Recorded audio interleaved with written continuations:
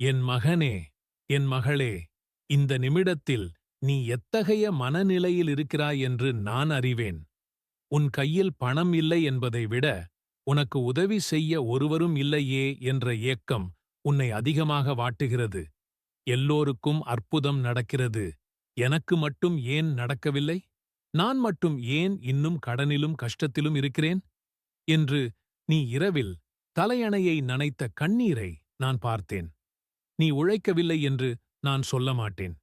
நீ கடுமையாக உழைத்தாய், ஓடினாய், தேடினாய். ஆனால் உன் கையில் வந்த பணம் தண்ணீரைப் போல கரைந்து போனது. சேமிக்க நினைத்தாய், ஆனால் ஏதோ ஒரு செலவு வந்து அதை உன்னிடமிருந்து பறித்துக் கொண்டது. இது மனிதப் போராட்டம் அல்ல மகனே, இது ஒரு ஆவிக்குரிய தடை. இன்று அந்த தடையை நான் உடைக்கிறேன். வேதத்தில் ஒரு விதவை தாய் இருந்தாள். அவளிடம் இருந்தது ஒரு சிறிய பாத்திரம் எண்ணெய் மட்டுமே. அவளுடைய கடன் பாரம் அவளை வாட்டியது. ஆனால் என் வார்த்தைக்கு அவள் கீழ்ப்படிந்தபோது அந்தச் சிறிய பாத்திரம் எண்ணெய் பெருகியது. அவளுடைய கடன்கள் அடைக்கப்பட்டது மட்டுமல்லாமல் அவளுடைய குடும்பம் வாழ்நாள் முழுவதும் சுகமாக வாழ நான் வழி செய்தேன். அதே தேவன் நான் இன்றும் உயிரோடு இருக்கிறேன். உன் கையில் இன்றிருக்கும் அந்தச் சிறிய வருமானத்தைக் கண்டு நீ சோர்ந்து போகாதே. நான் அதில் என் ஆசீர்வாதத்தை ஊற்றப் போகிறேன். 5 அப்பத்தையும் 2 மீனையும் கொண்டு 5000 பேருக்கு உணவளித்த நான் உன் குறைந்த வருமானத்தைக் கொண்டு உன் குடும்பத்தின் தேவைகளை மிஞ்சப் பண்ணுவேன்.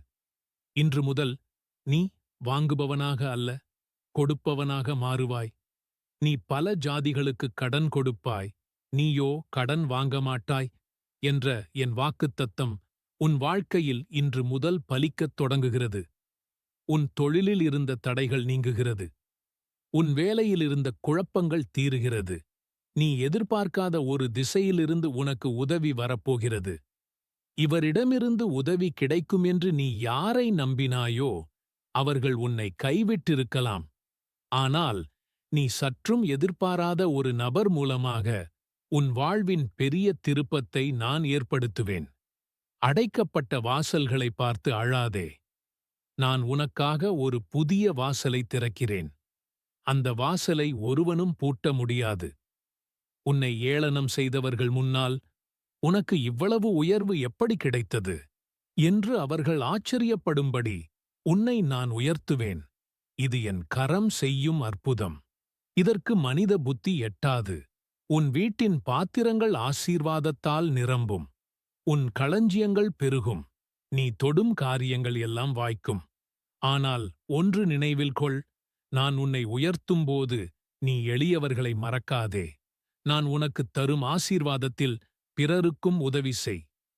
மகனே, இப்போது உன் இருதயத்தின் மேல் கை வைத்துச் சொல், இயேசுவே, என் வறுமையை மாற்றும், என் கடன்களைத் தீர்க்கும், உம்முடைய ஆசீர்வாதம் என் மேல் இறங்கட்டும். இப்போது நான் உனக்காக ஜெபிக்கிறேன்.